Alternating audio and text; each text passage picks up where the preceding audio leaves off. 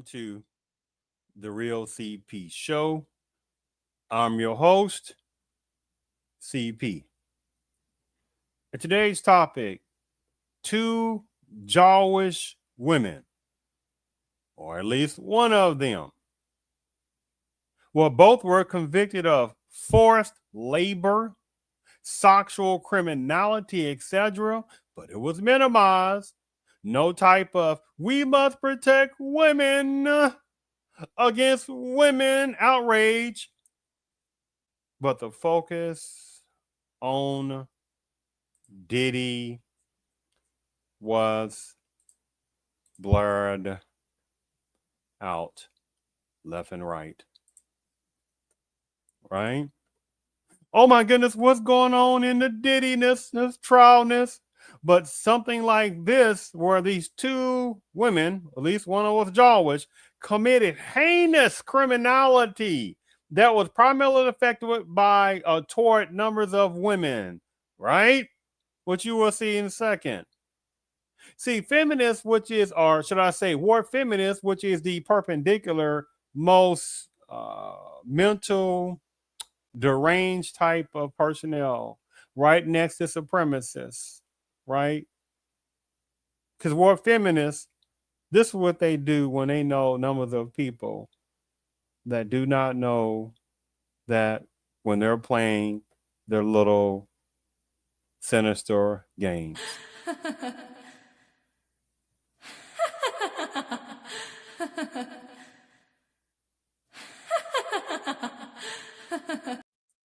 Yes, yes. Now, by the way, disclaimer, there will be some relaying over of some sexual commentary relating to this topic on this. Just quick disclaimer on that part. But let me go ahead and just share my screen on this part and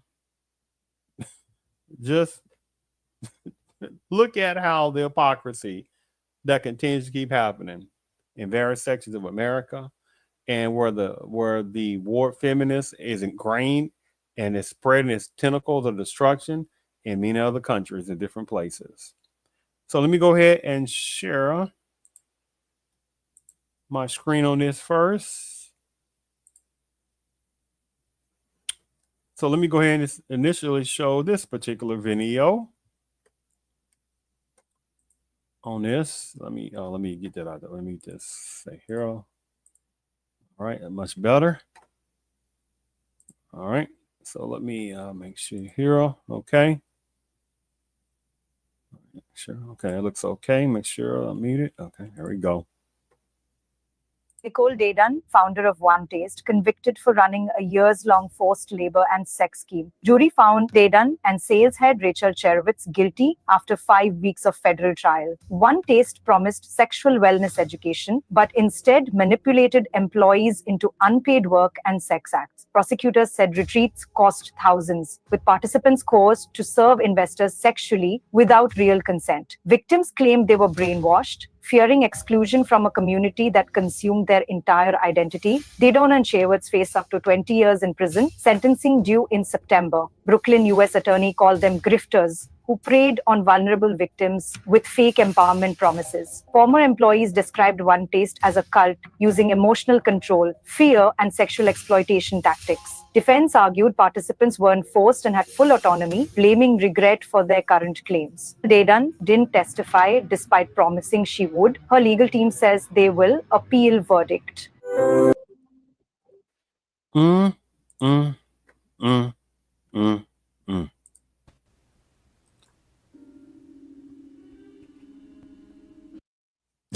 What's that, Dr. Spock? How does that sound on this situation?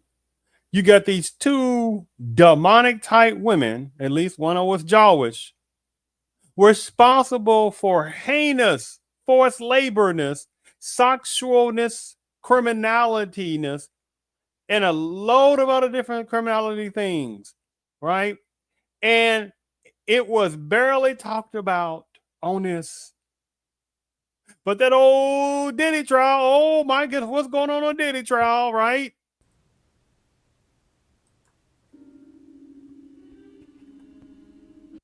Yes, that is the ridiculousness of, and also the brilliancy of ward feminism, because they know that when it concerns different kind of women, it's almost like, well, it makes many numbers of personnel.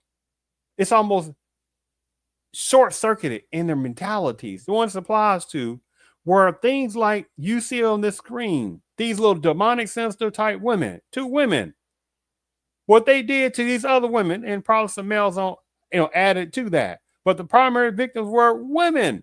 This wasn't no some minor type of nonsense. This was some majorness criminality. Majorness. But again, this is what old war feminists do when they know many people don't know these little games and just look at numbers of women like this and be like, oh, well, I mean, women are angelic and stuff like that.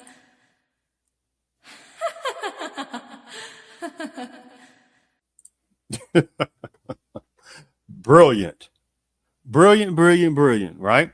So let me go ahead and share my screen again and go ahead and read this particular article.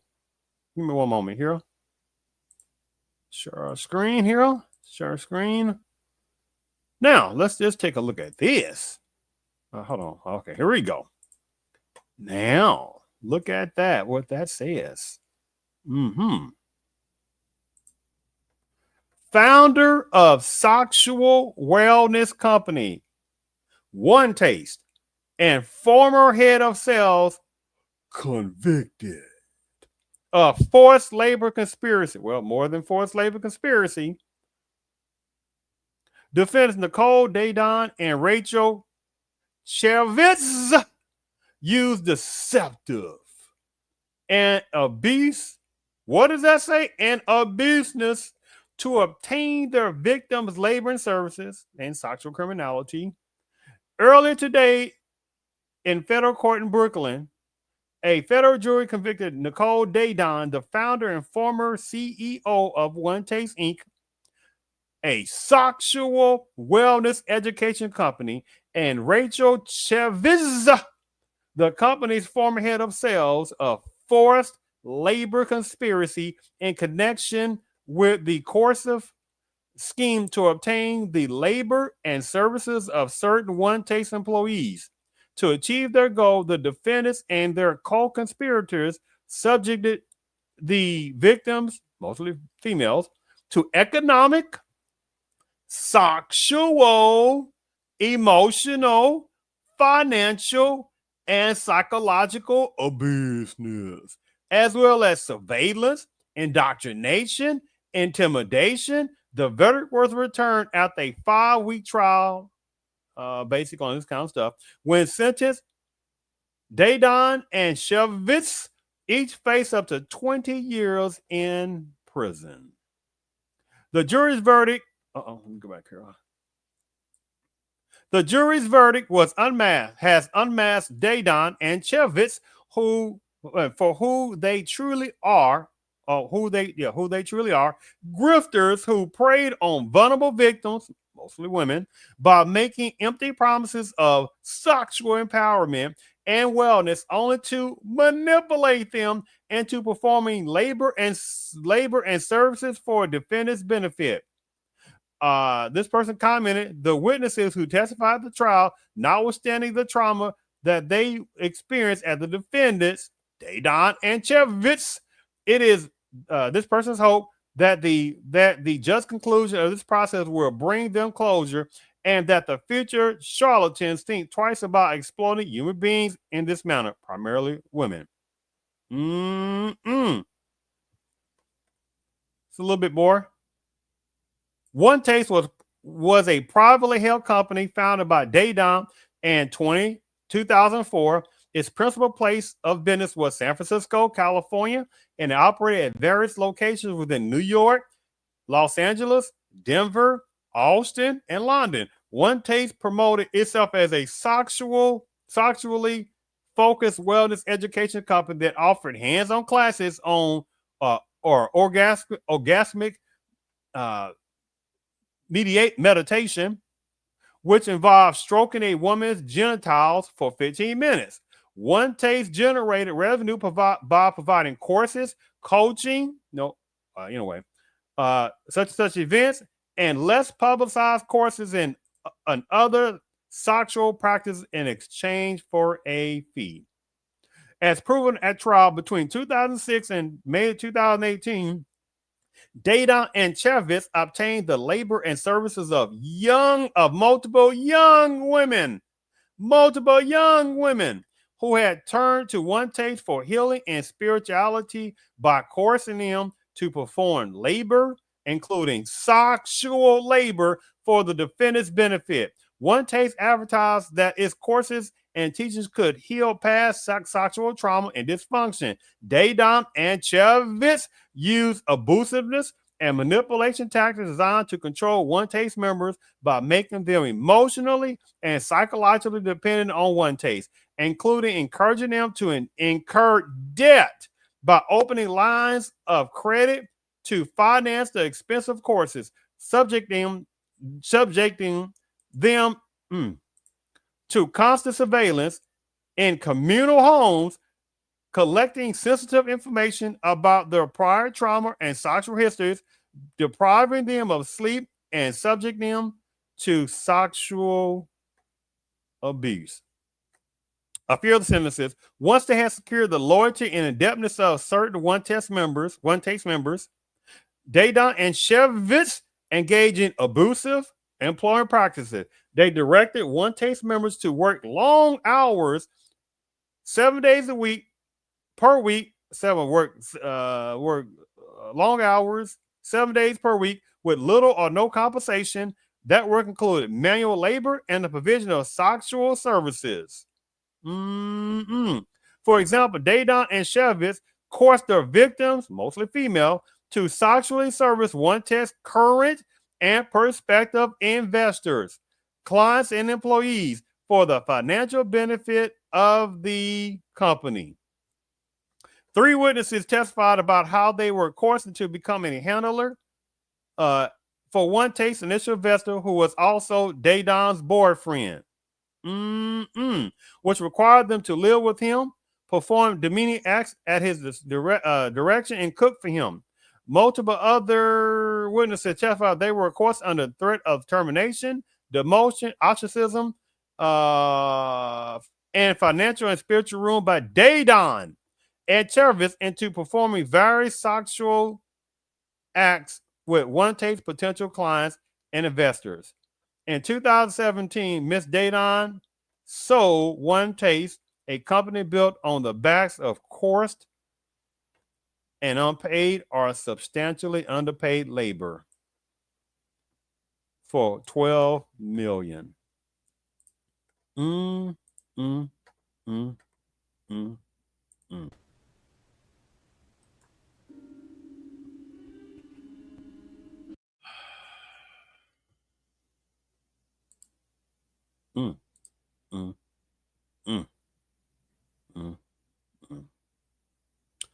But you got people.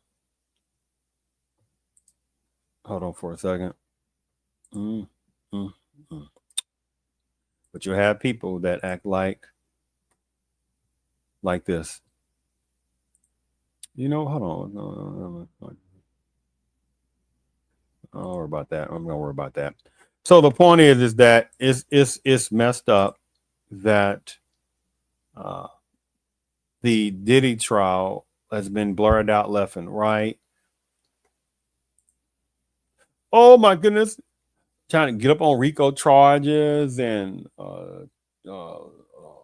propositioning Harvard women across state lines, trying to fly them in, allegations, all kind of stuff like that. What he did to supposedly Cassie before, even though Cassie had sit there and left her decent black man boyfriend and stuff like that. But you didn't hear too much conversation about that. She left him for Diddy, right? On that situation. And then Harvard videos out there that was sitting there showing the demonicness of what Casey was saying about certain type of things. And people try to make it seem like at first that she was some victim of going to those parties. And they found out that, no, what are you talking about? She was also doing numbers of parties, voluntarily herself. She wasn't no victim, right? But the point I'm getting at, here it is. You got these two sinister type women. One of them is Lisa Jawish, right? What could have easily been some RICO charges, because that's what they be getting people on and stuff, especially black personnel, certain ones at certain high levels, and they haven't got through a thick skull, right? On that. Their money don't matter. And it's a supremacy, right? What matters is still control. So the thing about it is, okay, wait a minute, what are you talking about? About one of, at least one was Jarvis. I'm just gonna read this particular quick few sentences article that was written back in 2009. It talks about how basically there's a lot of discussion from critics that Diddyness enjoys cult-like powers. We know that the group practices yoga, although we're not told what type. That has nothing to do with anything. Another member, Rachel Chevitz, 28 at that time, that's 2009, has spent years grappling with anorexia and alcoholism, right? See how that, deflecting, right? See how that deflection. She said, but on the outside appearance, I bet you wouldn't be able to tell nothing on that. In search of identity, she moved to Israelness and became an Orthodox Jewish person.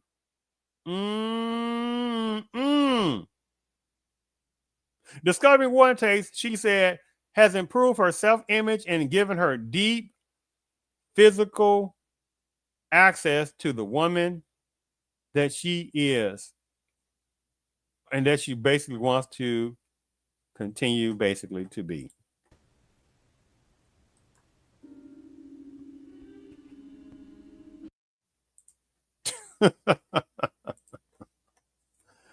Oh my goodness. Last video on this. Now, watch this for a second. No, last video, very important video as well. This was when Diddyness, I think it was Diddyness,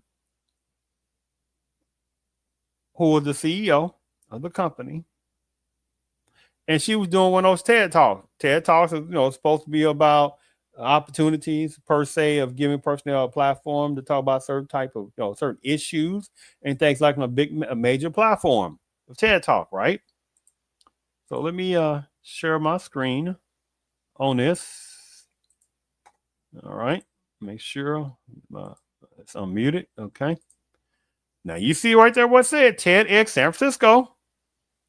Nicole Diddyness, founder of One Taste, author of Slow Socks.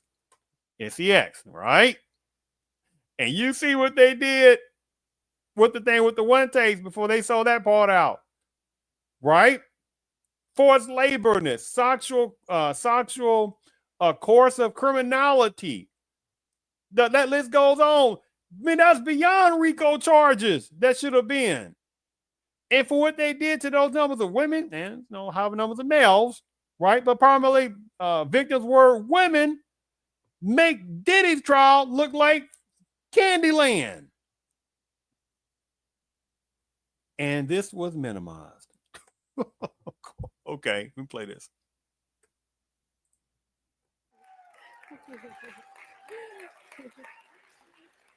All right, okay. My subject's a little bit more challenging to introduce. I've been doing radio interviews lately and noticing that the interviewer will spend the first 40% of the interviewer preparing the listening audience for me to come on. They'll say things like, ladies and gentlemen, the author of Slow Sex, the art and practice of, Nicole Diddyness. So I figure we're TED people, we're fast, we're savvy, we're smart. So I'm just gonna break the ice for us, okay? My topic is female orgasm. Yay! Yay! So that said, I want to thank the people of TEDx for having me on this stage. This has been a dream of mine that I thought was absolutely impossible. And you see, I'm utilizing this as a fair usage doctrine, by the way. You see the sinister in this, right? You have however numbers of women in the audience, and however male, simple ones, and whatever it is on there. Or some other people who just legitimate want to sit there and hear a conversation, but how many of them ain't saying nothing about this anymore? That we could have a relevant, intelligent conversation about female orgasm was just a distant dream for me. I just fell in love with this practice. That's what happened for me. I gave nearly 10,000 hours to this practice. That's a lot of hours. 10,000 hours. A lot. But I learned some key things in that time that I am bringing to you. The first is that female orgasm is vital for every single woman on the planet. And you see what they were doing with this, now this is supposed to be what? The head of one taste before they sold off. This is supposed to be the head of that place. And see what Harriet Chevitz did to those women victims. Forced labored them, sexual coerced them with however other people. Long hours, sometimes got paid, sometimes didn't. The second is, it's not so bad for the guys either. Deflection. The third, and on a much more serious note, is that it roots our fundamental capacity for connection. It's for this reason that I believe that at some point, you will hear yoga, meditation, and orgasm. And you won't hear it yoga, meditation, and orgasm. So in 2004, I founded One Taste Urban Retreat Centers with this in mind. One taste comes from the Buddhist expression, just as the ocean has one taste, the taste of salt, so does the taste of liberation, the taste of truth. While she's not telling the truth, what an insult, right? Reality Buddhism wouldn't even talk like this kind of stuff right here. So you got personnel like this, right? Sinister type thinking women, right? But just believe women. Diddyness Chhhh did all that old heinousness toward numbers of women, but just believe women, right? This is why what feminist is also the second masters of manipulation, next to supremacists, who are the super masters of manipulation and the most awesome mental manipulators that ever existed. Now there are certain type of women in that level, but you're talking about a whole level of caste system womanism that very few are true supremacists, and they sit there and look down at people like this who thought they were doing something. Oh, see, many women, they don't want to talk about that. Caste system womanism. Oh, that's a whole topic of conversation. I don't even know if that's that terminology has been coined. If it's not, well, then I'm coining it. Caste system feminist or feminism or caste system womanism. Let me say this again, because just in case this terminology has not been coined, let me say this again. Just in case this terminology has not been coined, I am coining the word caste system feminism or caste system womanism, right? That numbers of women have no clue on, that many are being used as pawns, because there's also women up there in truly supremacist levels, right? No compared to how numbers of certain type of men as true supremacist levels, right? Or even sub-supremacist level, right? So this particular warped feminist, she's like, she's a kind of a sub pawn on that. Now she's not obviously low economic pawn. She's mid-level pawn, right? Want to be something, right? She thought she was doing something while she was being used by true caste system feminists who laughed at her, using her. So you see the insulting trying to add in Buddhism and spirituality, and which wouldn't have done what she did, right? But let's continue. And I felt like I had tasted a truth that was so undeniable, I had to bring it to the world. I was absolutely clear on this. Mind you, not everyone was. Okay, enough of that. So you see the, oh, you know what? Let me, man, I was going to read something here. Give me a second. Have time? A little bit of time extra. Few minutes. Let me read. Let me go back and share my screen because actually I want to show a few comments. Now, again, this was, I'll make sure my screen, I want to mute it still. Okay. Now, you see what it said? 14 years ago. Today is July the 8th, 2025. So about 14 some years ago. Some of these comments. Every cult is a pearl that began with a grain of truth saying, whoever this person understood 4 years ago, right? They knew what was happening on this. Person said, this other person said 13 years ago. I loved it. This is about we women with ourselves. We cannot blame anyone for not knowing ourselves. The hunger is for connection with ourselves. That's a starting point. From there, everything follows. Loved her point of view and proposal. And you bet you right now, she'll be quiet if she found about this, or she'll do some kind of, sensationalistic deflection, warped feminist type of, nonsensical behavior, right? Doesn't matter. Reality is reality. This person said, the video proves how anyone can be manipulated easily. This is why supremacists love sitting there putting numbers of women in certain positions, right? Because they say, oh, we can control numbers of, it's very much easier than certain type of males. Now, there are some coon males, some sellout males, some simpleton numbers of males. Oh, they like that. Some males that'll get in the face of other males, but won't do nothing to true power. You understand, right? On that. See how that goes. How incredible that this information on female orgasm is reaching the broader world at large. Nicole Daydon, the author of such and such, has the courage and great compassion to bring this message out with humor, clarity, and juiciness. The Harvard planet will truly be better placed with this information. Thank you, Nicole. Let's see you at National TED next. Her message sounds, what was that? 14 years ago, 9 years ago. Her message sounds woman positive on the surface, but I don't trust her after watching some of her other videos. She referred to hurt women as crazy, bitch is in a vicious tone of voice. She then suggested that men take them out, and you know what? Without any real consideration as to why they are hurt, and close out. That's dangerous. So even though this particular, she's a woman, saw some of the things, it was almost like she still was fragmented because like she was kind of doing a pseudo trying to blame a male on the side. But how many women? Ain't no angels.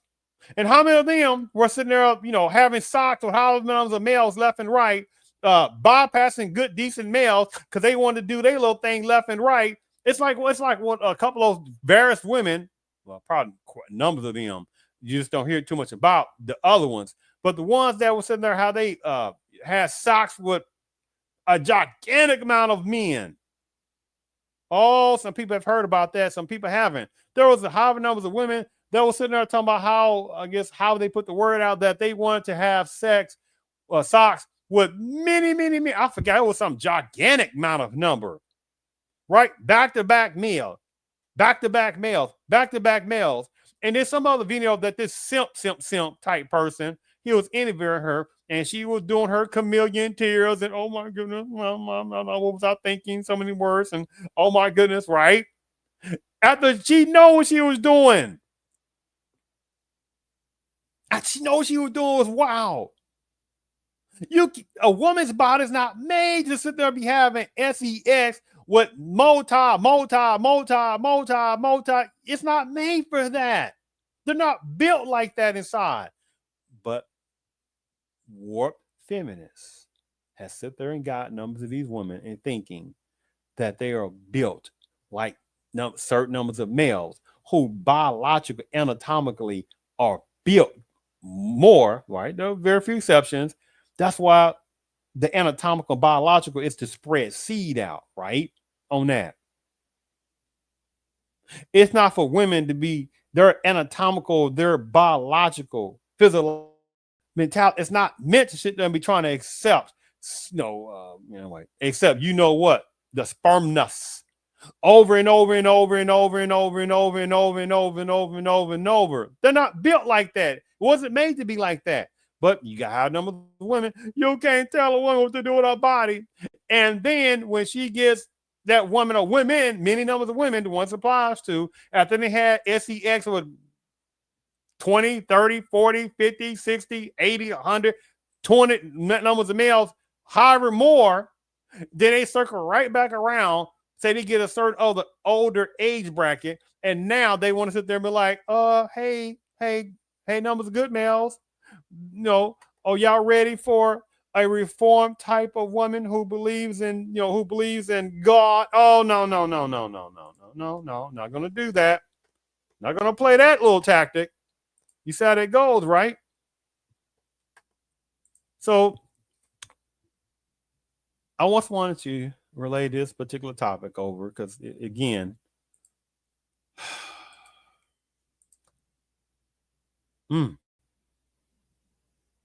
it is this interesting thing how the Diddyness Trial has been blurred out left and right.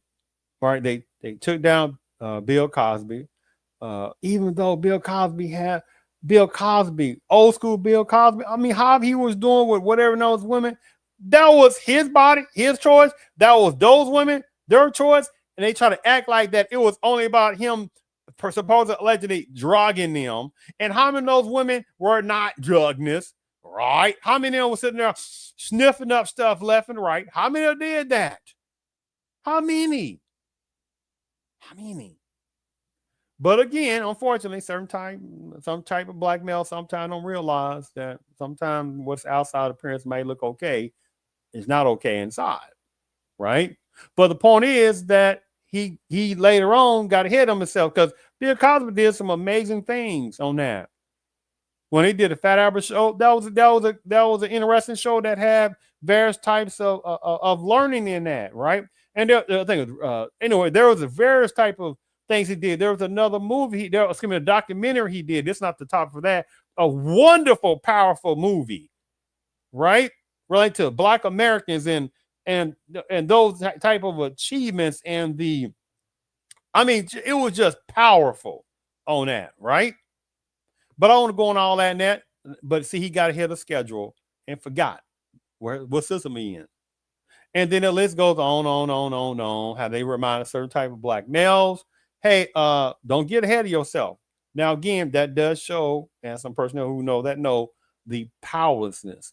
When you get to a certain high level, way up their level, economically for Black American males, overall, more become even weaker. Because there's no coalition of strong American Black males at that gigantic level, right? As it used to be, without even type of economics, because there was a coalition of strong American Black males. Now the higher American Black males go at way up their level, like that Bill Cosby level and some other person level, they forgot who has the power. And supremacists. I thank you for tuning in to the Real CP show.